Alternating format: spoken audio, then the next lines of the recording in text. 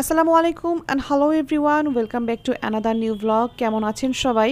আজকে যারা আমার এই ভিডিও দেখবেন তারা যদি কেউ দাদি নানি হয়ে থাকেন তাহলে প্লিজ আপনারা আমার এই ভিডিওটাকে স্কিপ করবেন না, অবশ্যই ধৈর্য ধরে ভিডিওটা দেখে যাবেন।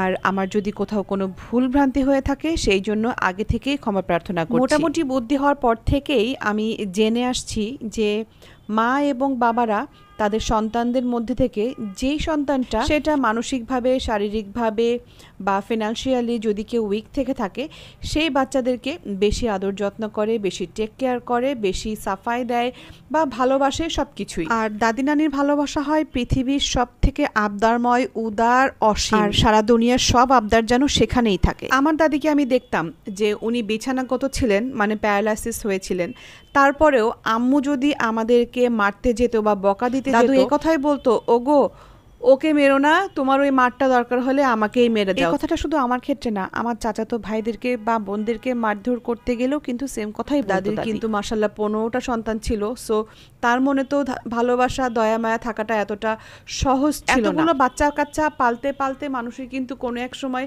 সন্তানের উপর বলো বা বাচ্চা কাচ্চার উপর একটা বিতৃষ্ণা চলে আসবে। তারপরেও দাদিকে কখনো এরকম দেখিনি আমরা। এবার আসছি বর্তমান পরিবেশের কথা, পরিস্থিতির কথাতে।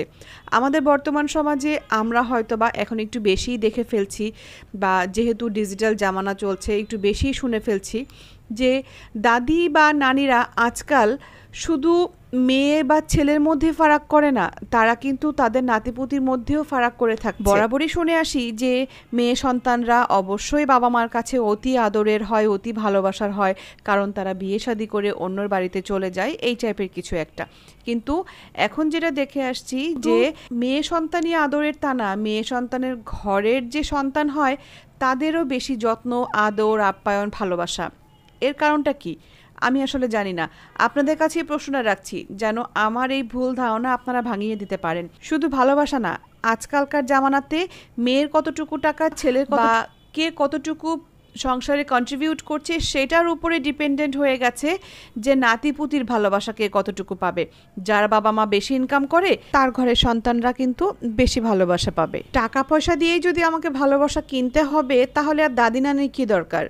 আপনাকেই বলছি, জি আপনি দাদি হন বা নানি, ছোট ছোট বাচ্চাদের মনে এমন কোনো প্রশ্ন ছুড়ে দেবেন না যে প্রশ্নগুলো তারা বাবা মাকে করতে বাধ্য করে, আর বাবা মা একেবারেই সন্তানদের সামনে চুপ হয়ে যায়, কারণ এর কোনো উত্তর তো থাকে না। বাবা মা তো বাবা মাই, তাই না? আর টাকা দিয়ে যদি বাবা মার ভালোবাসা কিনতে হয় তাহলে না হয় আর কিছু নাই বা বললাম। অ্যাটলিস্ট এইটুকু রিকোয়েস্ট করব, আপনারা যারা নানি দাদি আছেন তারা প্লিজ ডিফারেন্স আনেন, ভালোবাসা বেশি দেন, হয় ছেলের ঘরের সন্তানকে নয় মেয়ের ঘরের সন্তানকে, কিন্তু প্লিজ বুঝতে দিয়েন না বাবা মার শাস্তি যে আপনি নাতিপুতিকে দিচ্ছেন এই জিনিসগুলো তাদের মধ্যে ঢুকতে দিয়েন না। বাচ্চাদের কোমল মনে অনেক আঘাত পড়ে, থমকে যায় ওদের মাসুমিয়াত। দাদা দাদি, নানা নানিকে নিয়ে বাচ্চাদের চোখে মুখে যে প্রশ্ন থাকে সেই প্রশ্ন ওদের চোখে একেবারে স্পষ্ট ফুটে ওঠে। সেই প্রশ্নের সম্মুখীন আমরা বাবা মা হতে চাই না, হতে পারি না। এই ডিফারেন্সেসের যে উৎস বা যে কারণ, সে প্রশ্নের উত্তর তো আমাদের কাছে নেই। এনিওয়ে, আল্লাহর কাছে কি জবাব দেবেন সেটা না হয় আগে থেকেই ভেবে রেখেন। আজ এ পর্যন্তই। আসসালামু আলাইকুম, আল্লাহ হাফেজ।